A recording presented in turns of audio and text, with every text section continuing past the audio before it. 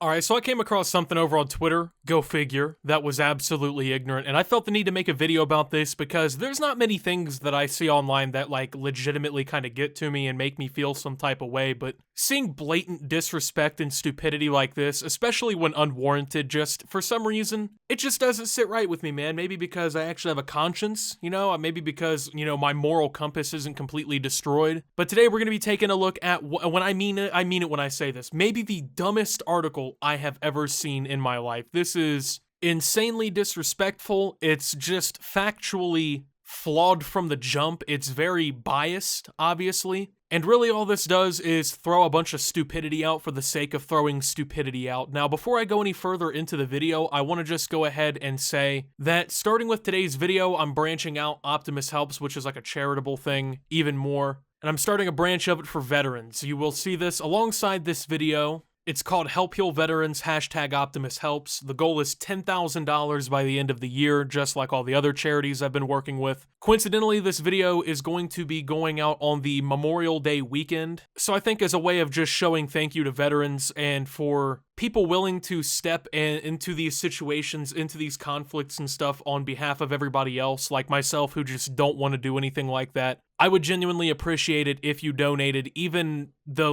minimal amount. I mean, it's a wonderful cause, and at the end of the day, it actually can make a difference in the world, so that will be alongside this video. So the title of this article is The White Men Who Wanted to Be Victims, and it says here, from the Vietnam War to the present, how aggrieved men cast themselves as a discriminated against minority. People are saying that this picture has Tom Cruise in it. I can't really confirm or deny. I mean, I guess I can see the resemblance. I'm not sure if this is from some movie and I just am not recognizing it, but lots of people are talking about this and bringing this up. I don't know why, if this is Tom Cruise, that this was put there. I'm not sure. I couldn't tell you. When you read the blatant fucking ignorance that's about to come next, I mean, you've already seen some of it, you'll understand. So, the article is already making a very strong point, right? And I just want to go ahead and say, I know that it's become, kind of cool on social media to just be like, oh, white people, oh, look at these white people, right?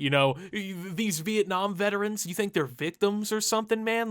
They're white men. It's stupid. I don't really see what it's accomplishing, you know what I'm saying? I don't see how it's doing anything to benefit really anybody. I don't see any racial issues being fixed by this kind of divisive rhetoric. Making articles like this just immediately fixed the racial problems that have existed in America for literally centuries at this point. I'm not sure what these people think they're doing to benefit society with this, but they're not doing shit. And I think that we're about to figure out, well, really what they're actually doing. So realistically, this video is going to be kind of hinged around just simply this screenshot here. The United States withdrew in defeat from Vietnam in 1975, a fraught moment as well for the American political economy, coinciding with the landmark civil rights and feminist uprisings that convulsed the country as many American soldiers served overseas. Returning Vietnam vets mimicked the rhetoric and strategies of the era's homegrown protest movements while developing a powerful narrative of abandonment and trauma to convey their own sense of disaffection. Okay, so I'm going to go ahead and preface everything I'm about to say here by just saying this. Both of my grandfathers served in Vietnam. One was drafted, one was not. And I'm going to go ahead and tell you guys a little bit of family stories from the Optimus bloodline, I guess, here, about Vietnam, because actually more members of my family served in Vietnam, extended family and whatnot. A relative of mine, I think it might have been my great-uncle, great-uncle, I'm pretty sure, served in Vietnam on Hamburger Hill, which was one of the bloodiest, most disgusting battles of the entire war. He was forced to watch as someone fell inside of a ditch and had a 6-inch nail booby trap ran through his stomach and into his intestines. He watched the people that he had went through basic training with, the people that he had befriended in his time in the military, be literally fucking killed all around him, being riddled with bullets, blown the fuck up, literally just being mangled. Watched as decaying corpses were literally shoveled and scraped off of the ground below because they had been sitting there so long that they were decomposing. And that's just a little bit of it. One member of my family. Now, one of my grandfathers was drafted. He ended up doing black operations. I guess it's kind of like secretive work. He never really talked about his experiences in Vietnam simply because he did not have any security clearance to do so. From what I understand, he did a lot of like communications and radios and things like that for the American forces. One of my other grandfathers served in the Army, and he actually very recently told me a story about how when he got to Vietnam, he was basically forced, along with all of the fellow soldiers around him, to consistently sandbag the outside of their barracks to, 7-8 feet tall of just sandbags, putting sandbags on the roof of their barracks. Now you might be asking why. Because the Viet Cong would quite literally come out of the trees with RPGs and fucking attack them at random with RPGs, with rocket-propelled grenades. Their lives were literally consistently in danger. They had no safe moments. It could be 3 a.m. and they're sleeping. Guess what? The Viet Cong's coming to kill them. There's hundreds of thousands of people who served in Vietnam with their own stories, many of them so disturbing and fucked up that people can't even come to grips with what they saw. They suffer from PTSD, other mental illnesses that they've been affected by. Unfortunately, many of them have turned to committing suicide, alcoholism, drug abuse to help cope with the shit that they dealt with. But, I mean, if you read this article, none of those experiences matter, because every single person that I just told you a story from was a white man. You're not a victim if you watched, all your fucking friends literally get killed around you, or if you couldn't get a peaceful night's sleep because you were consistently under attack. One of my grandfathers, from what I understand, developed leukemia from contact with Agent Orange, which obviously was controversial in its usage in Vietnam. He ended up dying quite early in his life, actually. I believe he was 56, 58 maybe when he died from leukemia. So they're not victims, right? They didn't suffer, even if they weren't voluntarily in Vietnam. And let's go ahead and address this too. A lot of the times, people who quote-unquote volunteer for the military really have no other options. They don't have enough education to pursue a lot of careers. They come from places where there's not opportunity. They come from families that are fucking broken and there's no structure. That's the sad reality of a lot of people going into the military. It's not as much of a choice as some people like to think it is. It's a way out. To insinuate that these people are not victims because they're white men, and instead of actually suffering traumatic, very fucking terrible experiences in a war that many of them believe should have never have even been fought, it wasn't like many of them wanted to be there, but because they're white men, they are not victims. They didn't suffer. It's actually just a big fucking ruse, right? It's a big scam. Not only do I find this entirely ridiculous as a statement to make about white men not being able to be victims simply because of the color of their skin and their gender or whatever, but this is actually a pretty fucking racist article. I mean, if you really think about it, you did the exact opposite of what you were trying to do, because the whole point of this article is very clear. You're virtue signaling. You're tearing down white people on the basis that, oh, white people are bad. White people aren't good. These motherfuckers were, murderers. They were baby killers. Like, you might as well be saying the shit that people said to them when my grandfathers were coming home and were being spit on and had eggs thrown at them and were called fucking baby killers for getting off the bus that, maybe they didn't even choose to get on in the first place. You might as well just be saying that. And why are you saying that? Because, well, you think that it's going to get you brownie points? You think people are going to fucking like you more or something? It's a really weird thing that a lot of these people are doing here. And what this is actually doing is discrediting the service of people of color in Vietnam. As a matter of fact, I researched this. Fun fact, 300,000 African Americans served in Vietnam.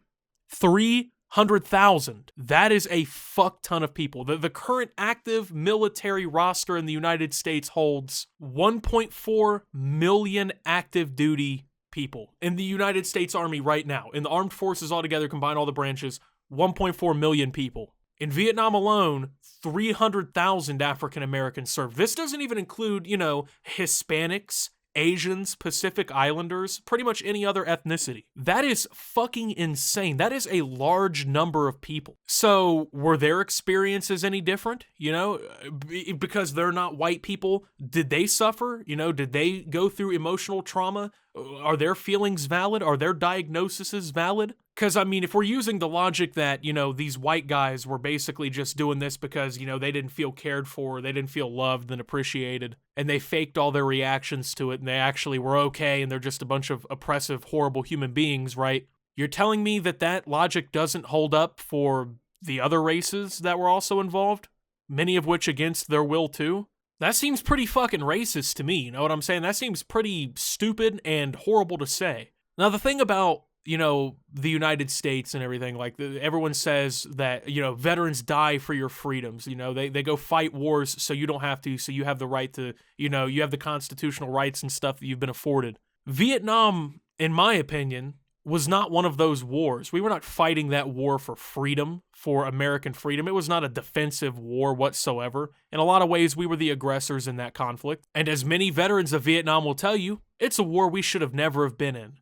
But remember, if you're a white man and you served in the armed forces in Vietnam, not only are you faking your reaction, not only faking the problems that you endured, or that you may struggle with post-war, but you're also a fucking horrible person too, because, you gotta be a bad person to fake some shit like that, right? So I wanted to go ahead and end this video with some sentiments, some stories, things like that people responded to my tweets about this with. Honestly, just kind of wanted to share, I guess, some other views on this one. So, at FKN Parker _ says, as a currently serving service member, we fight so that they have the freedom to say things like this. I can respect their opinion. As a citizen, I believe that if you never saw war or violence in your life, then you shut your mouth and don't speak on those things. The Act Man, a wonderful YouTuber by the way, said, bro, these anti-white narratives are getting out of hand. My uncle was shot in Vietnam and has been going to a veteran support group for years. The fuck this has to do with white people? Well, I got bad news, man.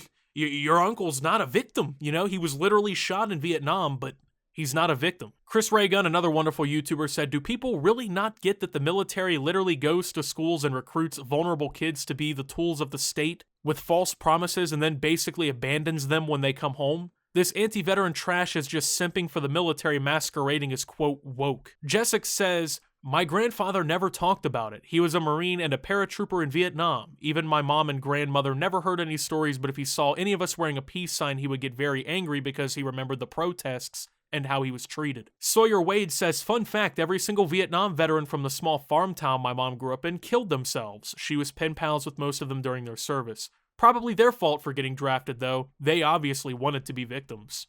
James Eller said, my father served. He served as a door gunner for Medivac in the United States Marine Corps. He took shrapnel in the back from an RPG hit on their Huey. He had friends that had to do horrible things or they would die. They did once returned home of their own hand, aka suicide. He rarely shares. Fuck these people. Mandu Dudeman says, sure, seeing my father have pure fucking fear in his eyes watching Full Metal Jacket because, quote, it was too much like what he experienced should be discounted because he was white. No, fuck this person who wrote this article. How fucking dare they? Benson's Stan account says, my great uncle served in Vietnam. He lost his wife and daughter. He became an alcoholic because of it. He lost some of his greatest friends he made because of it. He was lucky enough not to get PTSD. This article is overly disrespectful. You hear stories like that, and I can't even comprehend the idea of saying that these people are not victims. As if they were the ones who made the decisions to go into Vietnam. As if my grandfathers were like, yeah, fuck it, let's go to Vietnam. I can't wait to go there and just start killing everybody, right? This is the type of divisive bullshit that really just gets old very quick. Sometimes it's best to just shut the fuck up and not say anything. I've said this a few times here on the channel and I'll say it again. My dad told me when I was young a quote that has stuck with me. It's better to not speak and be thought of as a fool than to speak and remove all doubt. And well, unfortunately, when you write an article like this, the latter part of that sentence really comes out. Anyways, that's it for this one, guys. Thank you for watching. If you did enjoy, make sure to leave a like. Subscribe if you're brand new around here on the channel. Follow me over on Twitter and Twitch at @SubToOptimus. Make sure to check out Shop Opti down below. Thank you for your service to all veterans watching this video. If you would like to contribute to the charity, that would mean a lot to me. And with that being said, this is Optimus, well, not tolerating this shit, and signing out.